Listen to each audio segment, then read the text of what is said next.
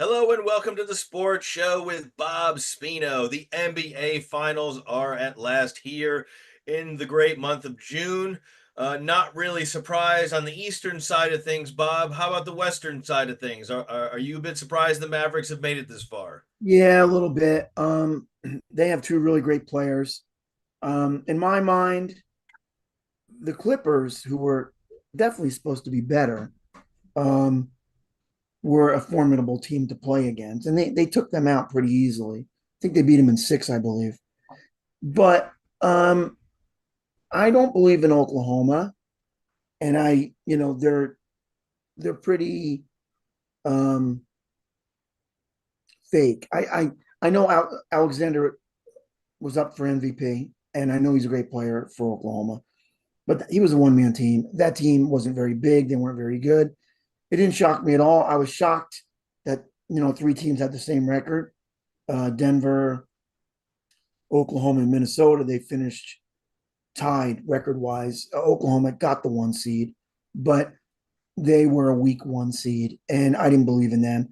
And Minnesota, I never believe in. Carl Anthony Towns is a teddy bear. He's so soft. I mean, I remember the one time he got upset and he hid away and he was like, "Oh, at least LeBron still likes me," or some garbage like that. He said, "I'm like, you just lost a big game and you're like smiling." And he never shows up. He didn't show up in any round. The guy's soft. I don't care how big. And Rudy Gobert, he would have never made the league when I was a kid because he's he's. I mean, yeah, he can play defense, but he's limited. That's all he can do. He's a glorified Chris Dudley, and I love Chris Dudley. I met him. He's a good guy, but he had no offense to speak of whatsoever. And Luka literally looked like a tiger ready to pounce on him, even like making fun of him the whole way up and down the court. Like, I got you. Yeah, this is me, and you're nothing. You're a joke. This is easy. And Minnesota crumbled. So I don't kind of think that Dallas played anybody really that tough. I'm not really all that surprised. Denver, they never played. They got eliminated beforehand. And I still don't know how Denver blew game seven at home. That never happens. And Mike Malone's a great coach. So I'm really kind of shocked at that. And, I mean, I was actually rooting for Oklahoma because if anybody doesn't know, I'm a Boston Celtic fan. So um, privately, I was rooting for Oklahoma because we would destroy them. And the second team I was rooting for, if they didn't make it, was Dallas because I think we're going to beat them too. Did we play tough teams? No. But were we the best team? By far, yes. We were the deepest. I've been saying it all year. We have blown teams out 10 times this year by 30 or more points. 10. Larry Bird's team was the last one to do that. Um, and we beat four by 50 or more, Indiana being one of those four. So, and yeah, did we not have to play the Bucks? But they have given us a run? Yeah, but we would have beat them. We also beat them by 40 at home this year. Would they have even maybe taken it seven? Yeah, but would we have won if everybody stayed healthy, including our guy? And we kept winning without our star center, by the way. And we didn't make no excuses. We just kept winning. Would we have won if everybody was healthy? Yes, because we were deeper, we were better. We could score at will. We played good enough defense. You can sit there and go, well, you didn't play defense. Well, wait a minute. You only have to play defense in sports at the time it's the most important. The rest of the time, especially in basketball, you can't always play it because these guys are just too good. And people don't get that. They're just like defense, defense. Yeah. The Boston Celtics led the league in offense for 20 years from the 60s to the 80s. And look at all the titles they got. The Bulls from 1967 to 77 had the best defense in the league. And they didn't win nothing until Jordan got there years later. And even then, he couldn't beat Larry Bird, just for the record. He never did it. Let's be real here. We're a real show. We're not lying. So, and we're not hyping it up. But I'm Well, telling I mean, you, if I could throw a counter at you, Bob, couldn't you argue that the Bulls were excellent at both offense and defense? no, I can't because The offense was six title run Bulls were not? no, because defense, yes, they were good. Offense, no, because the league, they're the best teams in the league at that time.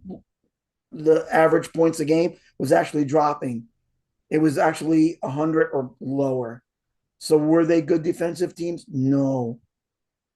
The 80s were the years that everybody was scoring a lot for I didn't even say the first time, but it was definitely high at that time. And Jordan couldn't do it. He couldn't beat Larry. And Jordan admitted he was the toughest player ever played against. He hated playing against him. And for what it's worth, and you're gonna like this, Rob, Jordan couldn't beat Shaq either that year he came back from baseball. Shaq took him out in 5 in Orlando. So Oh, I remember that well. that's right. And everybody's I like, think oh, it he's was just coming six back. though, Bob, because I'm pretty sure the Magic won that series on the road. That was glorious. Even better. Because this I always said centers dominate. Look, when a player is great at a position, that's awesome. And he can lead you like Jordan did. He was a guard. Okay. But when a center is great at that position, the best, when they're the best and he's the center, he's far and above any other position. Jabbar, Chamberlain, Russell, those guys are legendary. Now, LeBron's a forward. He could be great at his position, but he ain't as great as the other guys that are centers that are great. It just don't happen. And those are the guys that lead you. Parrish was a great center. My brother used to tell me he was the only one that could stand up against Jabbar. My brother told me to get him before the Celtics ever did. Because the Milwaukee Bucks, when my brother worked for them, wanted him. And they didn't get him. He ended up in Boston instead. Because Milwaukee didn't have a center. It's the only thing they didn't have when my brother was there. It's all about the center. And in the 90s, the points per game started dwindling each year. The Knicks were only averaging 95. They averaged knocking out more people's teeth in a game than they did scoring points in a game because they played dirty. Pistons too. I mean, they won that way. They won dirty.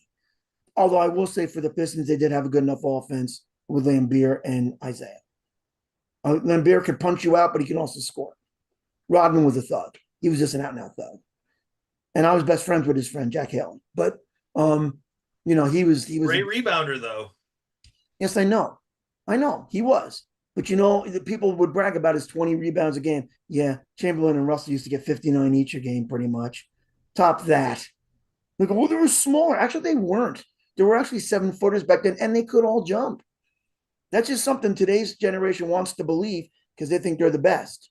I've literally seen this picture before. I watched a film clip. Russell went down the lane, an old black and white film, and the center was 7 foot, and he put his arms straight up, and Russell stuck his 2 legs out and hopped over his head like he was a plane and just jumped over him and dunked. So don't tell me he couldn't know it because he could. So, it's just a joke. And these are the same people who don't think Larry Bird can dunk. You might want to watch his film clips about how great he was and what he did. Bird was better than any of these guys today. LeBron couldn't even light a match to him. It's a joke. It's a joke. LeBron would ate his or got his eaten by Larry. No doubt about it. And Larry would have spit on him too, because Larry talked shit the whole game. He would get right in your face and go, "You ain't good enough to guard me." You know what he said one day? They had a white guy guard him. This is a true story. They had a white guy guard him. And he goes, "What, are you insulting me, not letting the black guy guard me? Not that I won't kill the black guy either, because I will. But this is an insult to me. Put your best guy out there so I can use him too. I prefer him black." That's what Larry said, because Larry never cared about saying the truth. And he was so tough, he just went there and won. And believe me, when you're a center and you're great, you're greater than all the other positions if they're great. They're the real mega stars, the real superstars. The other stars are good in the other positions, but when there's a dominant center, just ask Michael, couldn't beat him. When there was a legend like Larry Bird, he couldn't beat him. And he'll tell you that. And everybody made the excuse, "Oh, it was his first year back." I go, if you're calling him the greatest ever, he could just walk back on the court and do it. I know, because I used to be a great shooter. And I could take weeks at a time off and just walk back on and go do it again without any practice. Once it's there for life. That's a gift. And Michael had it. So don't make no excuses if you call him the best ever. He should be able to go beat Shaq. He couldn't do it because Shaq was a monster. And I'm right. I mean, remember, I'm a Magic fan. Do you think if he didn't take that year off, that they would have lost that 95 playoff? 100%. Do you think it wouldn't matter if he stayed or didn't? They were going to lose the 95 playoffs. They almost lost quite a few times. The Knicks had him beaten 93. I mean, they did. All they had to do was win. And you know what was funny? Doc Rivers got hurt because he was the guard. Okay. And they needed some other player. So they ended up getting Derek Harper, who was a great guard in Dallas, good defensive player, but they needed more offense. So they made a trade with the softy Clippers for Charles the Weak Man Smith. Blocked again, stolen. Game over, you lose. Because Jordan hit the game winning shot in her face and then made 2 blocks and a steal when Charles Smith was standing right in front of the basket and he wasn't tough. He was trying to lay it up and Jordan kept blocking it. He was soft with the Clippers and he was softer with the Knicks. You can't just take that Clipper stuff and put it on your team and expect to win. They're losers. And I love Charles Smith. He was a nice guy, but he was too nice on the court. He couldn't get it done. He wasn't tough enough. And but they really should have won. If they had won that year, if they because it was funny because in the beginning of the year, I'm sitting there going, the Knicks won the first 2 games of the playoffs, and all the Knicks fans had their Knicks stuff. Oh, they're dancing. I'm playing basketball, dancing around. I'm sitting there going, I'm leaning underneath the basket. My friend told me to die. Okay, back then he did Hey, because he's nobody like, gets more excited with a lead than Knicks, Rangers yeah, fans. New York, right? So, and I don't know why it's a place for losers, but that's just their thing. But anyway, so I'm leaning up against the basket like the pole. I just got down there, and they're dancing. I go, "You guys are down 3 games to 2." He goes, "What do you mean?" I go, "You're not going to beat the Bulls either of the any of the games in Chicago." So in my mind, you're down 3-2, even though you're technically up 2-0 right now. They're I going to mean, in the past 50 years, Bob, I think the Garden teams only have one title. That was the 94 Rangers, right? That's exactly right. I'm Because telling now you, we're past 50 year, we're 50 plus now for the last time the Knicks won, right? yeah, it's 1973. That's the last time the Knicks won. Um, and I never forgave them for it. And as long as I'm alive, they never win it again. And because I said, God, as long as I live, please don't ever do this to me again. Because they beat my Celtics, I'm still mad, and I'm still here. They never won. But honestly, this is what happens. Like I'm underneath the basket in '93, right? And they're dancing. Oh, I'm gonna get this jersey. I'm gonna buy Starks. I'm gonna get yeah. So I'm like, that's nice. That's good. That's good. I go, you're down 3-2, not bad. They go, what are you talking about? I go, well, let me put it to you this way: the Bulls are going to win the next 3 or the 3 home games. So everybody was laughing at me, thinking I was dumb. So one kid though, and actually now this kid is Paramount Theaters. He was the president of Paramount, and I used to play ball with him down in Denver. And so he comes to me. He's still in high school, and he goes, "You really think the Knicks are going to lose the next 2 games?" I go, "Yeah." And he goes, "Well, what about the first one?" I go, 20 points. The Bulls will beat them by. You watch. This is honest to God. Next game, Bulls win the game by 20. He comes back and looks at me. He goes, they won by 20 on the button. He goes, you were right. I go, what do you think about the next game? I go, it won't be as bad. It'll be more like 10 points. They win by 10 points on the button. And I go, and you boys, I'm going to tell you all, you better hope Jordan don't steal game 5 because he's great enough to do it. And he goes down, and the Knicks are winning by 1, and he pulls up and goes, and you get that dun dun dun defense organ, and he just goes one quick stroke, boom, and he hits the shot, and then they block Smith's shot. They were 38-3 at home that year, the Knicks, during the season. And Chicago went in and stole that game. And I said, it's over. He goes, and then one kid said, it's not over yet. It's not. I go, only because the game hasn't been played. Tomorrow night, you're dead. And then Pippen stuck that 3 and he stuck that one finger in the air, and you can watch it on the film clip. My friend said, I want to stick that finger. I go, I know what you want to do. Right? But they won in. Now, Bob, the 94 run for the Knicks, where they lost to Houston in the finals, right? Was that the last time the Knicks were in the conference finals? Yes. No. They were in the finals in '99. 99. Okay, with Yeah, Van with Gundy and San Allen Antonio Houston, right? with the crazy strike that year, Yeah. and they were the A seed, and that was the only reason they were the A seed. They were definitely not an A seed. They were a great team, they were, but they snuck in, which I was happy that San Antonio won, and San Antonio roped them. I knew they would because Duncan was there and Robinson was there, but Parker and Ginobili were not there yet. They were still in college. Vinny Del Negro and Avery Johnson were the guards, and I knew they were beating the Knicks, and they sure as heck did. So, which I loved. That's okay. The Knicks can get it all they want. It makes it sweeter when they lose. For me, that's great. The And same and applies to the Rangers. yeah. Oh yeah. Look, Oh, 30 years, 94, you're 94. It's our still happy time. about It's our that, huh? no, no, Rangers it's losing. not. Your time is done.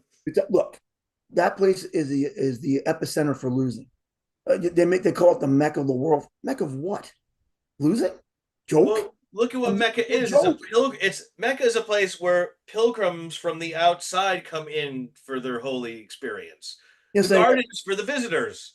Look at Reggie. Remember when Reggie went it's off in the the garden? I mean, sub. all the great moment, Kobe going off in the garden. I mean, Yeah, the garden is for the visitors. you're right. I've traveled so far to come here. No, you're right. To suck. But no, you're right. And I mean, Reggie loved it there. Paul Pierce loved it there. Honestly, you want to go far back? Um, Pete Maravich, who was like third most points in a game, did it against the Knicks. Will Chamberlain did it against the Knicks, the 100 points. The top three guys for the longest time before Kobe all did it against the Knicks. I mean, and that stat held on for a really long time. Um, but no, they're a joke. I mean, even the Liberty have never won anything, and they play in that bill. They did at the Garden. It's a joke. They cannot win.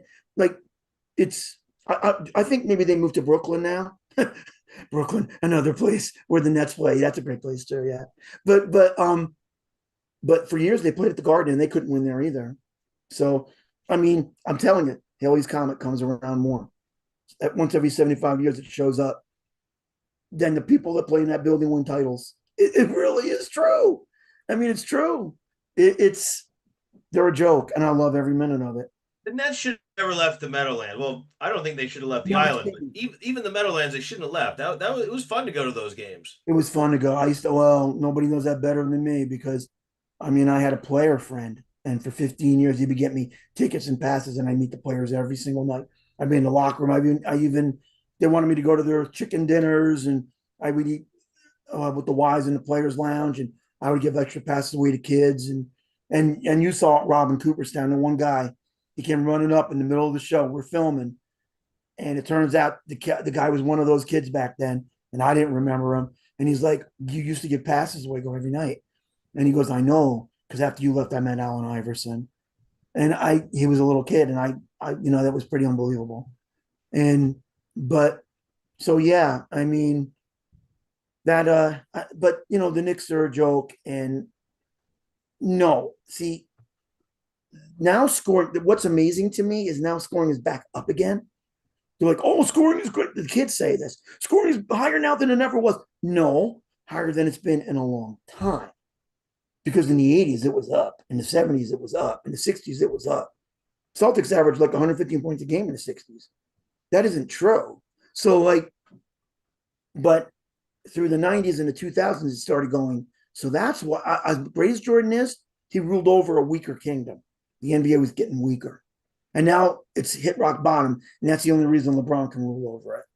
Because any otherwise, he wouldn't. So you're just not high on the '90s era, are you? No, because people are ignorant towards it. The 80s were the greatest time for basketball. And it's even the 70s. Because if my brother comes on, he'll tell you when he was in the league. The league might not have been famous, but the play was amazing. It was amazing. And it was amazing in the ABA where the Nets were originally, although they didn't play D. They were more like street ball. They were, 140 to 130 every night, 150, 140. It was stuff like that. So but when the 2 weeks, when the ABA folded, all the players and teams that were left came over to the NBA. And I remember going to the first All Star game ever. I was at the banquet table and the commissioner said it. He goes, "They always said the NBA was a great league. Now it's the greatest league because we have all the players from both leagues in it." And he was totally right. And and then it only got better because Larry and Magic came 2 years after that All Star game. You know, yeah, it might have been on tape delay, but the play was great and the players were great and they knew how to play. They knew how to play. So before we kind of deep dive into this finals matchup, Bob, I have to bring up a legendary figure in the sport who just passed, Bill Walton. Right. Um, Talk about share us your thoughts about Bill Walton, and in particular, what he meant to that '86 Celtics run. Um, that's a great thing to bring up and a great question. First of all, when I was in grade school, I went to Catholic school, so everybody was a Notre Dame fan, and we hated them at UCLA. We were rivals, and all my friends we won 88 games in a row. with Bill Walton's UCLA Bruins, and because Walton was the center, and we went in there to play, and we literally got screwed by the ref, especially at the end of the game. We stole the ball, and you know, Tommy Curtis ran and laid the ball in, and there was no walk. It was a clean steal, and the ref went shh, something they never call. It was a breakaway layup. There was no walk. We ended up losing the game by 1 point. We had a 10-point lead with 3 minutes to go though, and Bill was always so daffy. He would never call timeout, never listen to coach because he was a rebel guy, but a lovable rebel guy. But he did drive Coach Wooden nuts. Not gonna lie. Coach used to have to bail him out of jail every weekend because he was protesting the Vietnam War. But and he didn't want to get a haircut. Bill, on the first day he was there, his hair was out to there, and Coach said, Bill, you're getting a haircut? Yeah, that's the way I like it. And he goes, well, Coach, if that's the case, then I'm going to go play in another team. And the coach looked at him and went, good luck on your new team. And then the next day he had a haircut. So, but Bill was the greatest player I've ever seen in my life in college to this day. No one dominated like he did. Nobody dominated like they did. Did they lose that game? And did I get made fun of even by the nuns? Yes. But the next week we played them and we beat them by 20 at UCLA because we played them 2 times every year. And Digger wanted to get us back because a few years before, Coach Wooden ran up the score a little bit. Oh, no, man, he got me because I'll get you for that. And eventually he did. But that doesn't change the fact that we've had Jamal Wilkes on, who was on that Walton team. We've interviewed him. And you got to realize Bill was 20-0 as a freshman because you had to play freshman. You weren't allowed to play varsity if you were a freshman, let alone go pro. You weren't allowed to go pro at all until you graduated. And then he was 88-0 before he lost his first. And then that year, we ended up losing to NC State because we didn't call timeout in the overtime, and Dave Myers missed a couple foul shots. But we did win 7 years in a row. We had 10 championships in 12 years. We were undefeated 4 of those years. John Wooden was the greatest coach ever, and Bill was the greatest college center I've ever seen. He was amazing, and I loved him. He was a little wild for me, but it didn't matter. And weirdly enough, I saw Jamal Wilkes talk about it on a UCLA special. He goes, he wanted to go have me protest. And he goes, when we were kids, and I looked and go, my mother's going to kill me. I can't do that.